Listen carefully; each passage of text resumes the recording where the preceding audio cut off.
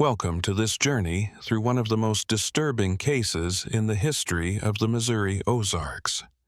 Please leave a comment about where you are watching from and when you heard this story before we start. We want to know where and when these documented accounts come in. In the fall of 1872, the Missouri Ozarks had an unusual chill that seemed to settle deep into the bones of anyone who walked along the winding mountain trails. The area is known for its thick. People who lived in the woods and on their own farms had always been careful when they traveled there, and locals stayed to themselves. But that season, the air in the mountains felt different. It was heavy, which made conversations shorter and looks more cautious. Along what locals called the Widow's Gap Trail, a narrow path that cut through some of the most dangerous terrain on the Arkansas-Missouri border, Cordelia Harwick's homestead stood like a weathered sentinel. The trail was an important link between the small settlements in Newton County and the larger trading posts near Springfield. Merchants, peddlers, and even families looking for new opportunities in the Western Territories had to use it. Cordelia had lived alone on the property for almost 3 years, ever since her husband Ezekiel died of what the local doctor called consumption in the winter of 1869. The homestead itself showed how harsh life was in the mountains. A 2-story log building with thick walls that could stand up to harsh winters and the occasional raids that still happened in the area after the Civil War. Travelers didn't notice the Harwick place because of how it was built, but because it was one of the few reliable places to stop along a 40-mile stretch of harsh wilderness. The Newton County Clerk's Office says that Ezekiel Harwick built the homestead in 1852. The location was strategically good because it was near fertile valley land and a steady stream of travelers who would need food and shelter.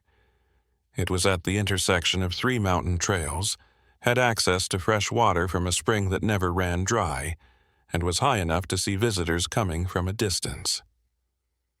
After Ezekiel died, Cordelia kept up the tradition of giving travelers a place to stay, which many people thought was an important service. A place where the next safe place might be days away. People in the area sometimes said how well she handled the difficult job of running the business by herself, especially since she was small and had never been seen using any regular help. In late September 1872, the Newton County Sheriff's Office got a report that something strange was going on at the Harwick homestead. This was the first sign that something was wrong. Jeremiah Fletch was a merchant who traveled. A man who regularly moved goods between Springfield and Fort Smith, Arkansas, said that during his most recent stay, he saw what looked like new graves in a clearing behind the Harwick property. Fletch's written statement, which is kept in the Newton County Historical Archives, says that he had just come back from using the bathroom in the woods behind the house when he saw several mounds of freshly disturbed dirt arranged in what looked like planned rows. When he asked Mrs. about them, Harwick, she said that the graves were for people who had died at the homestead while traveling, mostly from mountain fever and, for older visitors, heart failure. Fletch said in his statement that the explanation made sense because the area was remote and it was hard to get to the graves in the mountains. However, he thought that Mrs. Harwick's behavior when she talked about the graves was strange. She had gotten very upset when he said that maybe the graves should be marked, or that the local pastor should be called to do the right thing for the dead. Be properly marked, or the local pastor could be called to do the right things for the dead. Sheriff Silas Brennan started looking at travel records and missing person reports from the past year, and a disturbing pattern started to emerge. The merchant's worries might have been dismissed as the nervous thoughts of a man who wasn't used to the harsh realities of life on the frontier. What he found would make the people in the area question everything they thought they knew about their neighbor, who seemed harmless. Sheriff Brennan was a methodical man who had worked in law enforcement in many different ways since before the war. He was also very dedicated to keeping records, which helped his investigation a lot. His personal journals, which he gave to the Missouri State Historical Society in 1923, give a lot of information about what he found out during those first few weeks of investigation. Brennan's notes from October 3, 1872, say that his study of how people traveled in the area showed some worrying trends. Not the same. Several family members from different communities had told police about relatives who had gone missing while traveling routes that would have taken them right by the Harwick homestead. In every case, the people who went missing were traveling alone or in very small groups and had what witnesses said were large amounts of cash or valuable trade goods with them. The timing of these disappearances made them especially interesting. All of these things happened while other travelers said they were staying at the Harwick house and Mrs. Harwick herself serving them meals. But none of these later visitors said they saw any other guests while they were there. Even though the missing people should have been at the property at the same time, Brennan's investigation methods showed how little help rural police had in 1872. However, his method showed a level of thoroughness that would not seem out of place in modern investigations. He started by making a map of the travel patterns of missing people, comparing their planned routes with the places and times they went missing. After that, he talked to every traveler he could find who had stayed at the Harwick homestead during the times in question. The picture that came out of these interviews was both ordinary and very disturbing. Everyone said that Mrs. Harwick was a kind hostess who kept her place clean and comfortable and served large portions, affordable meals. Many travelers said that her cooking was great, especially her meat stews and preserved venison. Many said that these were some of the best they had ever had while traveling through the mountains. But a few of the people who were interviewed said things that, when put together, showed a pattern of strange behavior. People said that Mrs. Harwick was very strict about her guests going to bed early and not going outside the main house after dark. People also talked about how she always did this, of serving all the food herself and never letting guests help with cooking or go into the kitchen.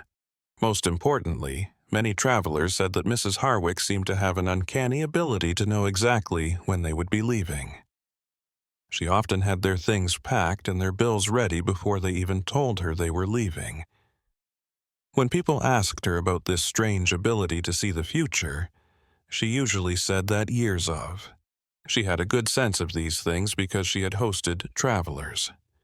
Sheriff Brennan became more and more sure that some kind of crime was happening at the Harwick homestead as he learned more about the details of the disappearances. But it was hard to justify more aggressive investigative steps because it was hard to do a proper investigation in such a remote area. There wasn't much concrete evidence, and Mrs. Harwick had a good reputation among local residents. An unexpected source gave the case a big break. A letter that came to the sheriff's office on October 18, 1872, from a traveling preacher named Artemus Caldwell. He had stayed at the Harwick homestead about 6 weeks earlier. Caldwell's letter, which he wrote from a settlement near Fagotville, Arkansas, talked about something that had been bothering him since he left the mountains. Caldwell says that he got to the Harwick homestead on a rainy evening in early September was thankful to have a place to stay for himself and his horse after a long day of traveling through muddy mountain trails. Mrs. Harwick had been friendly and had given him a hot meal and a nice bed in what looked like a well-kept guest room. Caldwell, on the other hand, said that he had been woken up in the early hours of the morning by the sound of heavy things being dragged across the wooden floors in another part of the house. He could hear better when he listened more closely. Also, heard what sounded like digging coming from somewhere outside the building. Caldwell had quietly left his room to look into Mrs. Harwick's situation because he was worried that she might be in trouble. He walked through the dark house and noticed a strong, bad smell coming from the kitchen that smelled like meat that had been left out in the warm weather for too long. After hearing the digging, Caldwell had gone to a window that looked out over the area behind the home. He could see someone working with what looked like a shovel in the same spot where Jeremiah Fletch later said he saw the new graves, even though the moonlight was dim. Caldwell couldn't tell if it was Mrs. Harwick or someone else because the figure was too far away and the light was too bad. However, the person looked like they were filling in a hole instead of digging one. When Caldwell tried to get a better view by moving to a different window, one of the floorboards under his feet made a loud noise. The digging stopped right away, and the person outside stopped moving completely. Caldwell heard the back door of the house open and close quietly after a few minutes of silence. Then he heard soft footsteps moving around on the main floor. Caldwell chose to avoid a fight and went back to his room, where he stayed until morning. When Mrs. Harwick brought him breakfast, she acted completely normal and didn't say anything about what happened the night before. Caldwell did say, though, that the bad smell, the strong smell of lye soap, had replaced what he had smelled the night before, which meant that a lot of cleaning had been done in the hours of darkness that followed. Caldwell was most upset by the fact that Mrs. Harwick seemed unusually eager for him to leave that morning. She even suggested that he might want to leave early to take advantage of the good weather.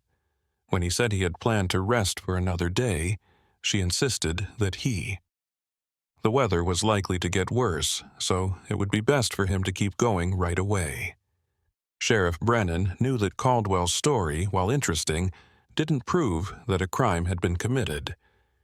But when you add in the pattern of disappearances and the suspicious graves that other travelers had seen, it was enough to warrant a formal investigation of the Harwick property. Putting together such an investigation was very hard logistically. The homestead's remoteness meant that Mrs. Harwick would know right away if an official visit was happening, which could have given her time to hide evidence or run away before the police could search the place thoroughly. Brennan also didn't have full authority, and if the investigation found evidence of crimes that crossed state lines, he would have to work with officials from Arkansas. The answer was a carefully planned plan that would let investigators get to the homestead while pretending to be on a normal trip, while keeping the element of surprise. Brennan had 2 of his deputies and a federal marshal who was in the area for other reasons pretend to be regular travelers looking for a place to stay for the night. The plan began to take shape on the morning of October 25th, 1872. The 3 police officers, who were dressed like regular people and had only a few pieces of equipment to keep their cover, walked along the Widow's Gap Trail toward the Harwick homestead. They got there in the late afternoon. They said they were merchants traveling between Springfield and Fort Smith and needed a place to stay for the night. Deputy Marshal Augustus Whitmore's official report says that Mrs. Harwick seemed happy to have guests at first and welcomed them warmly. She led them to a big room with a few beds and told them that dinner would be served at sunset. People said she was friendly and helpful, which is in line with what they said. People who have traveled before. Whitmore did, however, point out a few things that seemed to back up the suspicions that had led to the investigation. The kitchen and nearby areas of the house were clean and well kept, but they looked like they had been scrubbed a lot recently. There was also a faint but strong smell on the main floor that none of the officers could place, but they all agreed it was bad and seemed to be coming from under the floorboards. More importantly, when deputies casually said they might like to explore the area around the house before dinner, Mrs. Harwick became very upset and insisted that the mountain terrain was dangerous and that guests should stay close to the house for their own safety. When asked for more specific information about the dangers in the area, she gave vague warnings about unstable ground and wild animals, but she couldn't explain why she was worried. The officer said that Mrs. Harwick's dinner was. Reports that the food was well prepared and plentiful. The meat stew, which other travelers had praised, was especially good because it was so flavorful and tender. But all 3 officers said that Mrs. Harwick seemed very interested in making sure they ate a lot of food, and was upset when they didn't finish everything that had been served. After dinner, Mrs. Harwick insisted that her guests go to bed early, saying that mountaineer could be tiring for travelers, and that they should get a full night's sleep. She also said that she would be cleaning and organizing in the evening, and that they shouldn't worry if they heard movement around the house. Beforehand, the 3 officers had agreed that they would take turns keeping watch at night. Each man would stay awake for 2 hours while the others slept. This plan let them keep an eye on what Mrs. Harwick was doing without raising any red flags, going out of their room together. Deputy Marshal Whitmore's detailed account says that the sound started about 2 hours after Mrs. Harwick said goodnight. At first, they could hear what sounded like normal household sounds, like moving furniture, washing dishes, and cleaning in general. But as the night went on, the sounds got stranger and more worrisome. Around midnight, the officers heard something heavy being dragged across the wooden floors, starting from what they thought was the kitchen and going toward the back of the house. The sound of a heavy door opening and closing came next, followed by about 30 minutes of silence. When the sound started up again, they seemed to be coming from outside the building. The officers could hear what sounded like digging, along with some metallic sounds that could have been made by shovels or other tools hitting rocks or hard soil. These things kept happening for a few hours, with short breaks during which everything went completely quiet. The pattern of these interruptions was the most troubling. As soon as one of the officers moved or made a noise that could be heard from outside, the digging would stop right away and stay quiet for 10 to 15 minutes before starting up again. This made it clear that Mrs. Harwick not only knew her guests might be listening, but she was also looking for signs that they were, looking into what she was doing. As dawn approached, all the sounds outside stopped, and the officers could hear movement inside the house again. But these sounds were not the same as what was going on in the evening. They no longer heard the loud dragging noises. Instead, they heard what sounded like vigorous scrubbing and the movement of water, which made it seem like a lot of cleaning was going on. When Mrs. Harwick came to serve breakfast the next morning, she didn't look like she had been up all night doing hard work. Exercise. Her hair was neat, her clothes were clean, and she was just as friendly and helpful as she had been the day before. However, all 3 officers said that the bad smell they had noticed when they got there had gotten much worse, especially near the kitchen. The big moment came when Deputy Sheriff Calvin Murdoch, while talking to Mrs. Harwick over breakfast, said that they had slept very well even though. A few strange dreams. When Mrs. Harwick asked what kind of dreams these were, Murdoch talked about fake sounds of digging and cleaning that he said sounded very real. Mrs. Harwick's response to this comment, which seemed harmless, was quick and telling. She suddenly became cold and demanded that the officers leave as soon as possible, saying that the weather was getting worse and travel was necessary right away. When the officers said they were confused about this sudden change in her attitude made her more and more upset, and she started making less sense when she argued for their immediate departure. Realizing that they were no longer welcome, and that Mrs. Harwick's actions had confirmed their suspicions of criminal activity, the 3 officers told her who they really were and that she was being looked into for possible crimes against travelers. They also gave her a warrant that let them search the place and hold her for questioning. Mrs. Harwick's reaction to this news was not what I expected. Instead of showing surprise, denial, or anger, she went completely quiet and seemed to pull away from the world. When people asked her direct questions about the graves behind the house or what had happened during the night, she didn't answer and seemed to be barely aware of what was going on around her. The planned search of the Harwick homestead that came next would turn up evidence of crimes that even the most experienced law enforcement officers found shocking. Police officers who did it. Investigators found a bunch of personal items in the kitchen area under floorboards that looked like they had just been taken out and put back in. These items clearly belonged to more than one person. Pocket watches, jewelry, coins, and other valuable things that people might have taken with them on their travels. It was even more disturbing to find what looked like a workshop for processing large amounts of meat in a root cellar under the kitchen floor. Lots of meat.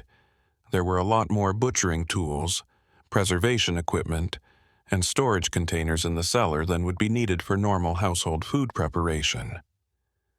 The most damning evidence was found in the area behind the house, where many travelers said they saw new graves. A thorough excavation revealed human remains in various stages of decomposition, along with personal effects that could be linked to several of the missing travelers who had been reported to the police over the past year. As the investigation went on, more and more remains would be found. Investigators found proof of at least 11 different people who had been murdered at the Harwick homestead by the time the excavation was done. The dead were both men and women, and they were all ages, from young adults to older travelers. Dr. Jedediah Cartwright did a forensic examination of the remains. From Springfield, it was found that most of the victims had died from blunt force trauma to the head, which suggests that they were killed quickly and effectively. The bodies, on the other hand, showed signs that they had been systematically dismembered and processed in a way that was similar to how meat is prepared for eating. This discovery made the investigators realize something terrible about the meals that Mrs. Harwick had been serving to her guests. Travelers had always praised the meat stews for. They tasted great and were very tender, but they didn't come from deer, pigs, or other common sources. Instead, they came from the bodies of people who had stayed at the homestead before. This new information had effects that went beyond the crimes that had just happened at the Harwick property. Investigators found out that many travelers had eaten human flesh without knowing it while staying at the homestead over the past few years. They thought that many of these people might still be alive and not know what they had eaten. The investigation and subsequent legal proceedings into Mrs. Harwick's mental state did not shed much light on her motivations or the thought processes that led to her committing such serious crimes. She mostly didn't answer questions and didn't show any signs of regret or even understanding how serious her crimes were. The court asked Dr. Minerva Ashford, one of the few doctors in the area who is trained to treat mental disorders, to look at Mrs. Harwick. He found that. She was clearly aware of what she was doing and knew the difference between right and wrong, but she seemed to have developed a completely amoral attitude toward other people. Dr. Ashford's report said that Mrs. Harwick saw her victims not as people who deserved moral consideration, but as tools she could use to stay alive and make her life easier. In the spring of 1873, the trial of Cordelia Harwick began.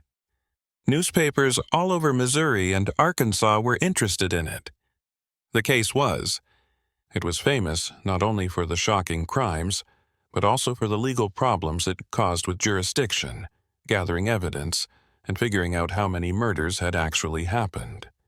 The prosecution, led by District Attorney Phineas Blackstone, based its case on the physical evidence found at the homestead, the testimony of travelers who had stayed there and seen strange things, and the expert analysis of the human remains that had been dug up from the property. The testimony of Artemus Caldwell, the traveling preacher whose letter started the investigation, was probably the most convincing. Caldwell's detailed account of his time at the homestead, along with his reputation as a religious leader, gave jurors a clear picture of how Mrs. Harwick ran her illegal business. The defense, such as it was, mostly made arguments about Mrs. Harwick's mental state and suggested that the harsh, isolated conditions of she did things that she wouldn't have done if she hadn't lived in the mountains. But these arguments were weakened by proof that she had planned and carried out her crimes very carefully over a long period of time. The jury took less than 3 hours to reach a guilty verdict on several counts of murder.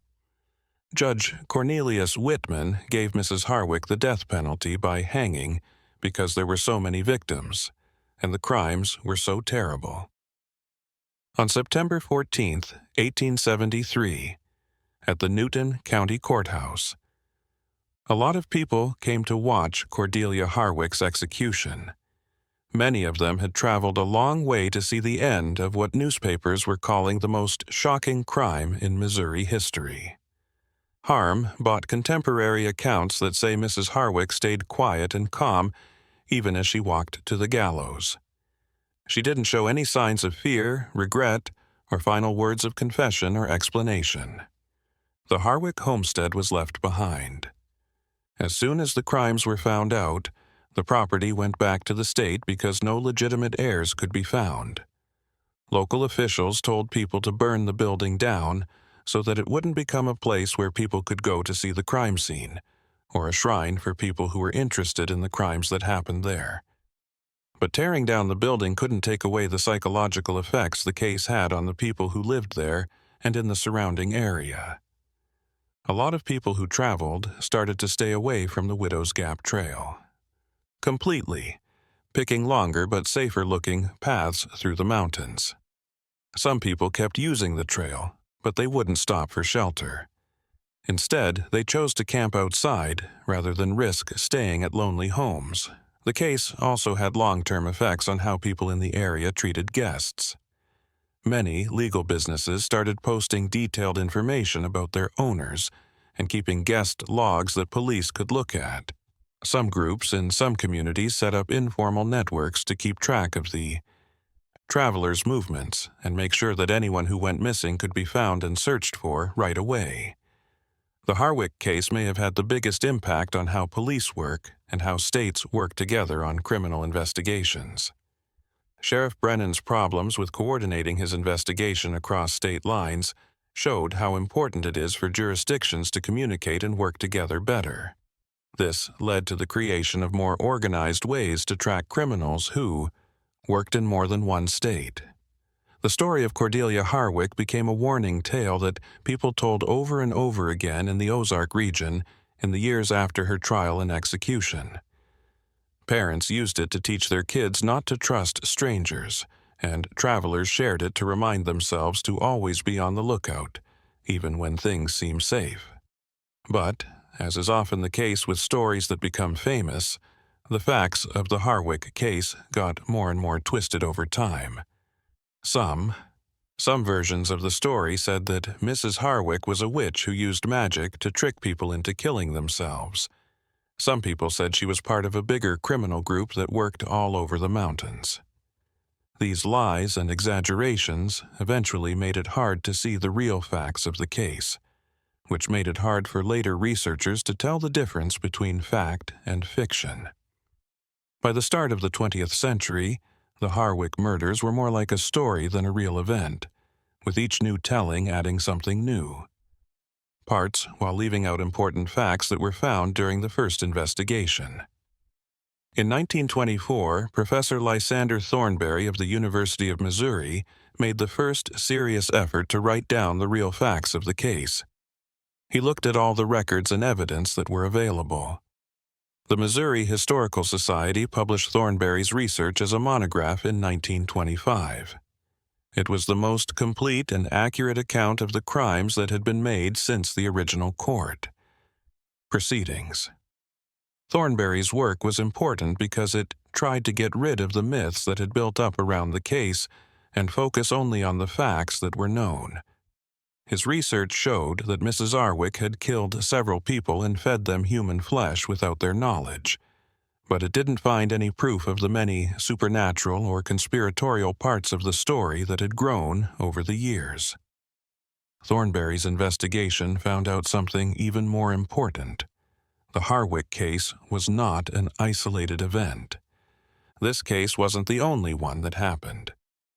His examination of historical records revealed evidence of numerous analogous crimes that transpired in the Ozark region during the mid to late 19th century, indicating that the confluence of isolation, poverty, and opportunity fostered by frontier conditions led to a trend of predatory behavior towards travelers. This larger pattern showed how easy it is for people to get hurt when they are traveling through areas with few people and how little help they can get. Early police work. To keep an eye on and stop these kinds of crimes.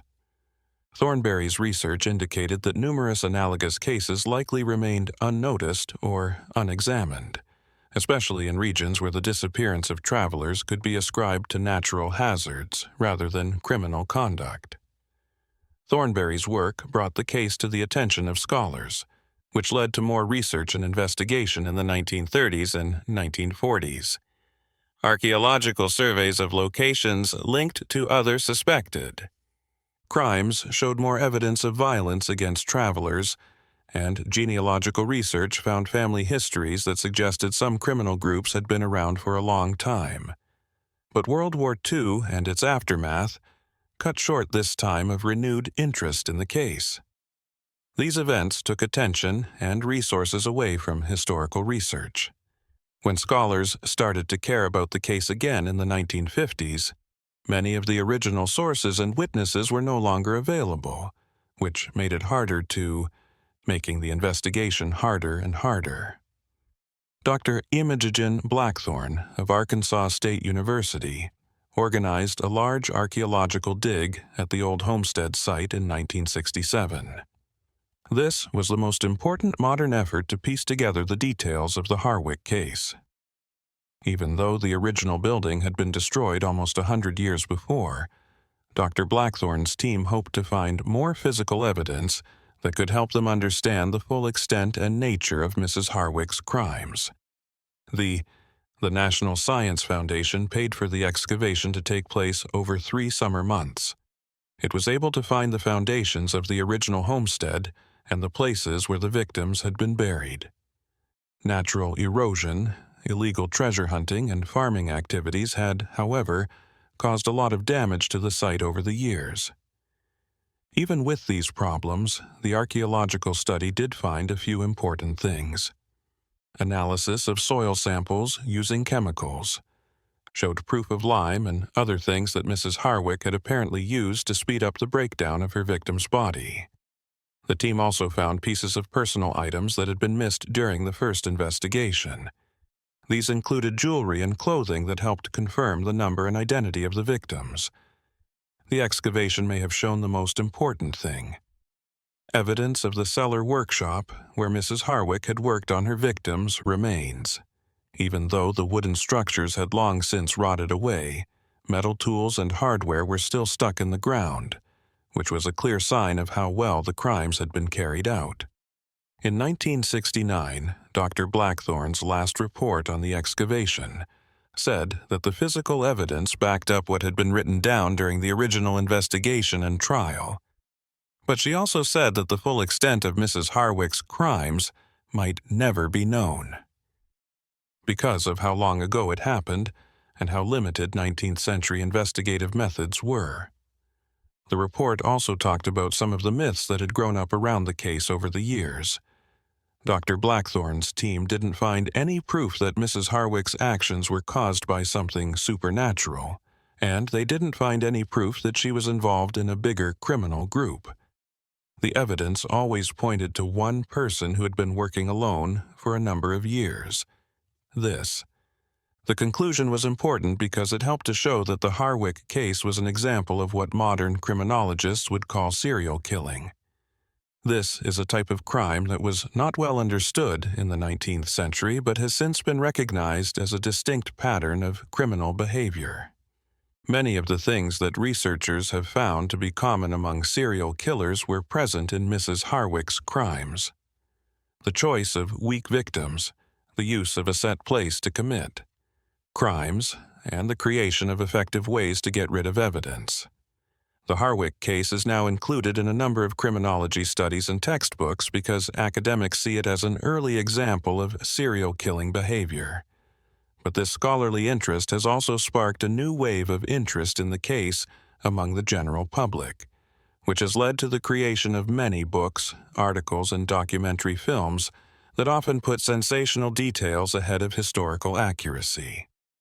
The difficulty of keeping scholarly, maintaining integrity while satisfying public interest in the case has been a continuous challenge. Numerous well-known narratives persist in incorporating aspects of folklore and conjecture that lack substantiation through documented evidence. Academic analyses of the case frequently emphasize abstract criminological theories over the human consequences of Mrs. Harwick's offenses. Local historical societies in the Ozark region may have taken the most balanced approach to understanding the case.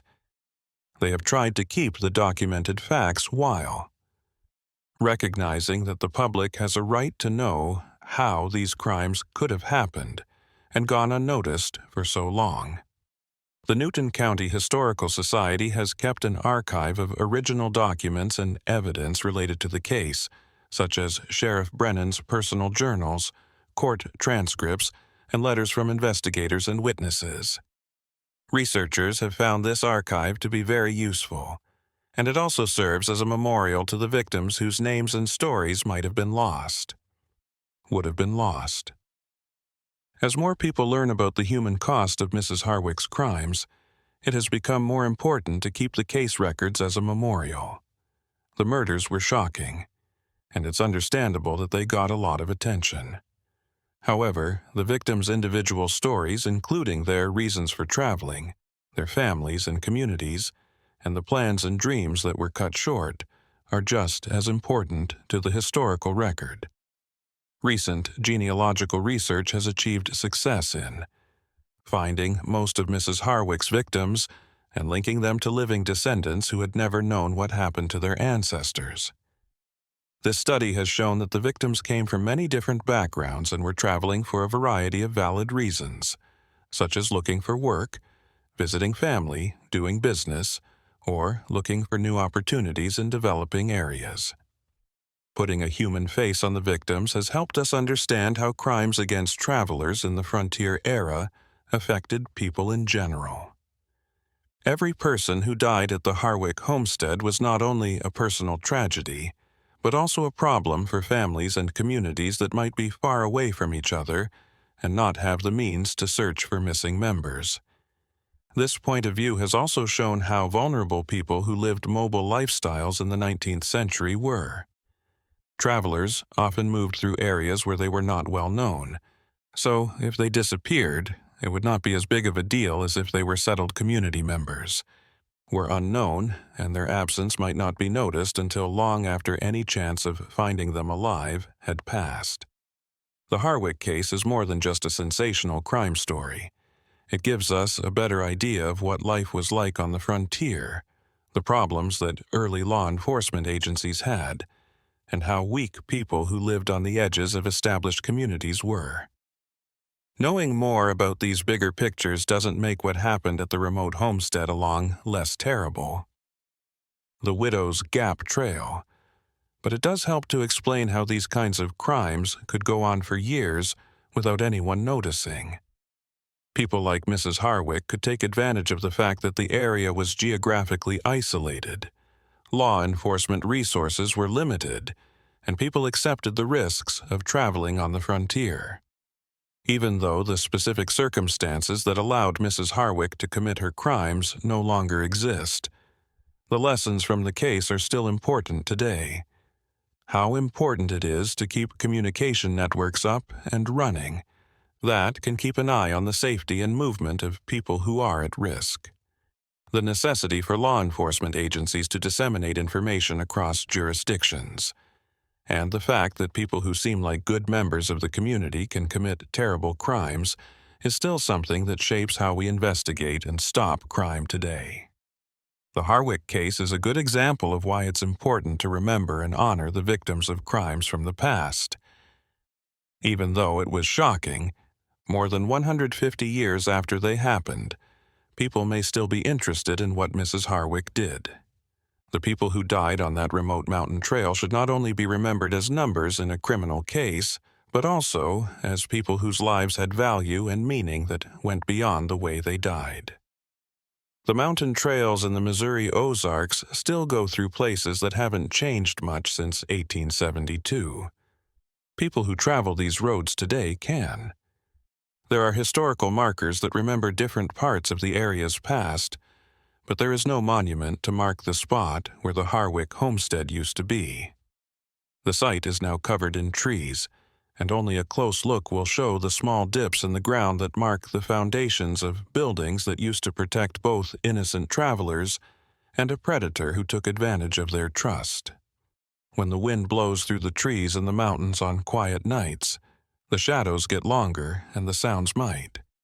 It is worth remembering that some of the most terrible things that have ever happened to people happened in normal places where they were just looking for food, shelter, and basic human kindness, not in dramatic settings that made them seem important. The story of Cordelia Harwick and her victims reminds us that evil can look friendly and offer comfort while it plans to hurt people. More than 150 years after her crimes were found out and punished, the questions raised by her actions continue to challenge our understanding of human nature and our faith in our ability to tell who we can trust and who we can't.